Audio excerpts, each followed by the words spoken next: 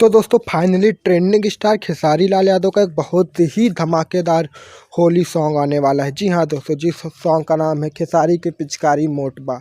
दोस्तों trending star Khesari Lal Yadav के fan बहुत बेसब्री से ट्रेंडिंग स्टार खेसारी लाल यादव के होली सॉन्ग का इंतजार कर रहे हैं। तो दोस्तों ट्रेंडिंग स्टार खेसारी लाल यादव का यह बहुत ही धमाकेदार वीडियो सॉन्ग है, जिसके राइटर हैं पवन पांडे जी। दोस्तों खेसारी लाल यादव के कई गाने को पवन पांडे ने लिखा है। दोस्तों ट्रेंडिंग स्टार खेसारी लाल यादव का यह सॉन्ग सारेगामा हम भोजपुरी चैनल के माध्यम से आएगा।